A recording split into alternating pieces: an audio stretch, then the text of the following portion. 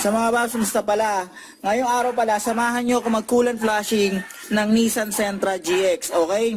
So, simulan na natin to mga paps. So mga paps, ganito, magkukulant flashing ako ng Nissan Sentra GX 2004. Ngayon, hindi ako nagkakamali, sa mga N16, ang coolant capacity niyan ay 6.7 liters. Ngayon, yung coolant capacity ng Nissan na to, posible hindi na 6.7 liters kasi nag-bypass ako ng heater core. So mababawasan yun mga paps. Ngayon, ito, ang binili ko, ito, yung concentrate, 3 liters lang. Bakit concentrate ang binili ko? Hindi ready to use. 'Di ba budget meal ako, kaya ito pinili ko, kaya concentrate ang pinili ko. Kasi kung ready to use ang bibilin ko, maganda talaga 'yon. Mahal Mag-out of budget kami para sa coolant flushing nito. So ito, Preston, 3 liters ang binili ko. Etong 3 liters na to, yan, pakita ko para may idea tayo. So ganito mga paps, ang gagamitin kong rito, timpla ay 50-50. Kung mapapansin nyo to mga paps, yan, 50% Preston saka 50% distilled water. Yung boil over protection niya, 129. Normal yan mga paps, yan, boil over protection para sa coolant. Habang tumataas yung Preston, kumpara sa distilled water, eto 60% yung Preston, 60-40, 132 to, tumaas di ba? Ito 70-30, 136. So mas maganda talaga, mas lamang ang coolant kaysa distilled water. Ito madalas na ginagawa namin dati dyan. Ito 70-30. Pero since medyo ako sa budget ngayon, saka kailangan ko ng sobra, ito gagamitin ko 50-50. Kung gusto nyo naman ng walang hassle, hindi na kailangan magtimpla, bumili na lang kayo ng ready to use mga paps. So ganito gagawin ko mga paps. I-drain ko muna yung pinaka distilled water nito. Tapos ganito, eto, ginawa ko na kasi to Tinanggalan ko na to ng distilled water, malinis na to. Pwede nyong i-drain yan, kunin nyo to, yan, tanggalin nyo, tapos i-drain nyo pababa, or pwede nyong baklasin, may 10 mm yan, para malinisan nyo na rin. So wala na laman yan mga paps. Ito na lang gagawin ko, yan, i-drain ko to. So ito mga paps, drain na natin yan, ito yung petcock nyan. So drain, open nyo lang yan. Dapat malamig yung makina pag gagawin nyo to So, maglagay kayo ng palanggana para sigurado. Yan. Okay. Para lumakas yan, buksan nyo radiator cap. Malakas yan. Pwede pa natin buksan yan para mas malakas. So, antayin na lang natin yan mga paps. So, ayan mga paps, drain ko na yan. Ang gagawin ko, iano ko na. Sasarado na to. Yan. Okay. So pagka-drain natin ng laman nito, sasalinan ko to ng distilled water. Salinan nyo hanggang mapuno to.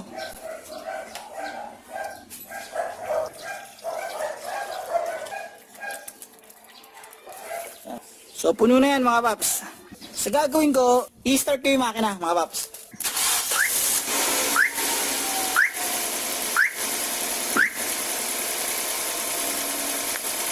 So ayan. Tingnan na. So tatakpan ko na muna ito mga paps.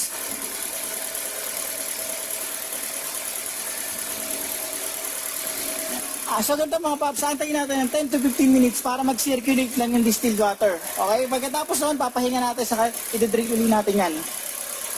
So ito mga paps, na-under ko na ito ng mga 10 to 15 minutes, tapos napahinga ko na rin to. Yan, buksan na natin to. Ingat dito mga paps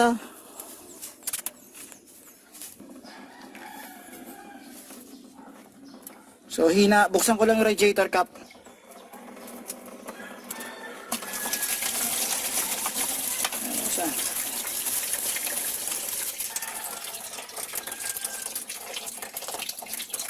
So ayan mga paps, takpan uli natin yung petcock. So pagkasarado natin ng petcock, lagyan uli natin ng distilled water.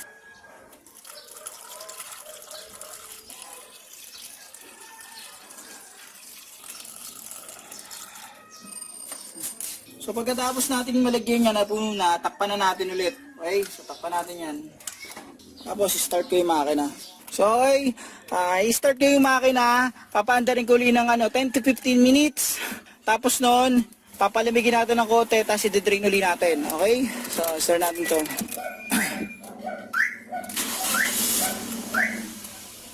So pwede nyong i-rev, pwede nyong buhayin ng aircon. Ngayon ganito, mas mabilis mag-circulate yung coolant or yung distilled water kapag inaw natin yung heater nito. Sa case kasi nito, dinisable ko na yung heater core nito, bypass ko na. So magantay ulit tayo ng 10 to 15 minutes, tapos patayin natin ang makina, palamigin, tapos i-drain natin yung distilled water. So ito, tapos ko nang mapainit to ng 10 to 15 minutes, nag-circulate na yung pinaka-distilled water niyan. Ngayon ang gagawin ko, bago ko i-drain yan, syempre papalamigin ko muna yan bago ko i-drain kasi mainit. Ang gagawin ko, habang inaantay ko yan, habang pinapalamig ko, magtitimpla muna ako doon mga paps. So ganito mga paps, magtitimpla na tayo. Ito 3 liters to. Gagawin ko rito 50-50 lang. 50 ang coolant na concentrate, tas 50 na distilled water. Okay?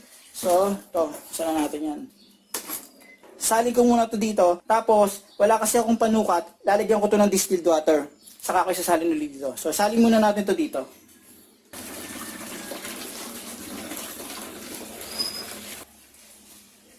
Ngayon, ito, sasalinan ko naman to.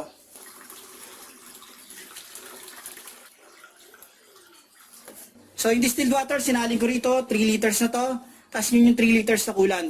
So, ang gagawin ko ngayon, ihahalo ko na to dito.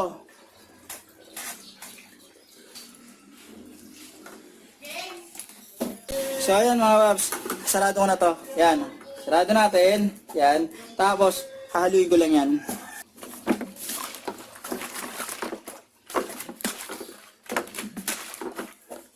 So, ito mga paps, ayan, ito yung natimpla ko ng coolant, ayan, ito na siya. Bali, ito, 6 liters to. Tapos ito, yan, 3 liters lang siya. Ang ginamit ko solution, 50-50.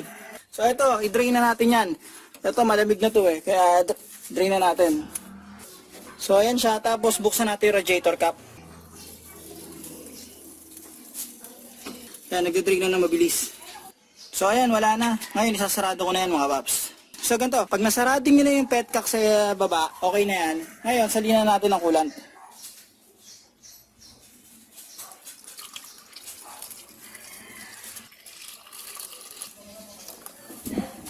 So ganito mga paps, sa gagawin ko, i-start ko na yung makina. Pag in-start ko na yung makina, tapos nag-circulate na yung coolant, automatic, bababa yung nilagay ko dyan. Dadagdagan ko na lang. Tapos nun, titignan ko kung may hangin. So kapag may hangin yan, may mga bula-bula na maliliit yan. Ang gagawin ko na lang, ibiblid ko na lang na maayos. Pipisil-pisilin ko to, yung hose, yung upper saka lower, para kahit paano, lumabas yung konting hangin. So start ko na itong makina mga paps. Yan.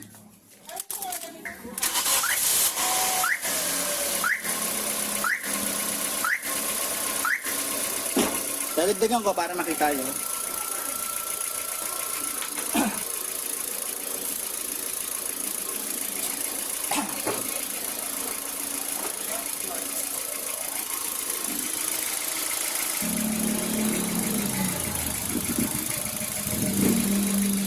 Okay, wait lang. May on lang ako.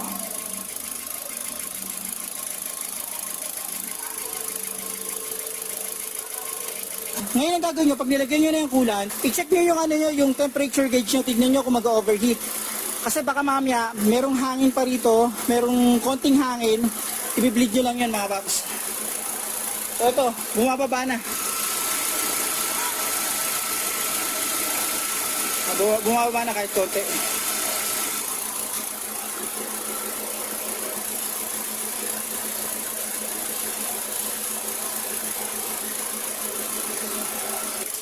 So ayan mga paps. Ayan. Okay.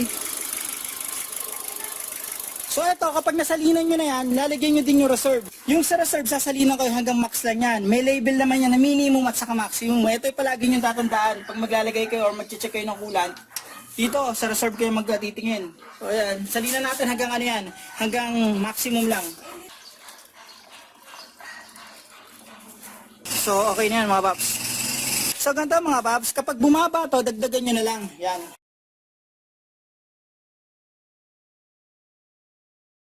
Ito, hinigop niya talaga yung sa loob mga paps. Tapos, papaandarin ko rin yan mga paps. So, ito, tignan nyo. Yan. Ayan naman, di ba? Tapos doon hanggang max lang max. So okay mga paps, ayan, hanggang dito na lang yung video ko. Sana itong video na to nakatulong to in case na mag-coolant flashing kayo nitong Nissan Sentra. Okay, so ayan siya, yung temp niya. Dinrive ko to ng dinrive, wala naman naging problema, hindi naman umangat yung temperature niya. Paano mga paps, maraming salamat sa inyo.